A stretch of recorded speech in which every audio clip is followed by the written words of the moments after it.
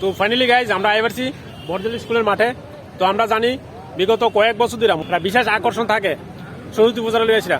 তো এবছর তাদের একটা বিশেষ আকর্ষণ বা চমক আছে, 40 ফুট মানে সরস্বতী প্রতিমা তৈরি করা হয়েছে। আর এদিকে আছে তোমার আনন্দ মেলা, এটা প্রতি বছরই থাকে। তো চলো সম্পূর্ণটা জায়গা আমরা ঘুরে দেখি আর প্রতিমাটা তোমরা দেখাইতেছি।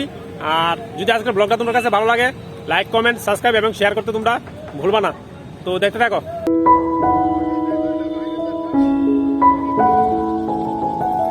বহিরাজ্য থেকে আগত শিল্পীদের দ্বারা এই প্রতিমাটি প্রস্তুত করা হচ্ছে। এটির হাইট বা উচ্চতা হচ্ছে 40 ফুট। এই পুজোটি করা হচ্ছে আগরতলা পুর নিগমের 3য় বর্ষপূর্তি তৎসঙ্গে 40 নং ওয়ার্ডের তরফ থেকে।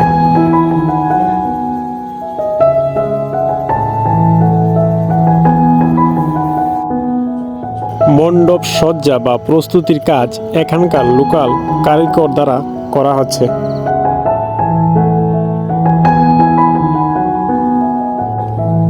বাণী বন্দনার পাশাপাশি রয়েছে আনন্দ মেলা, যেটি চলবে 7 দিন ব্যাপী।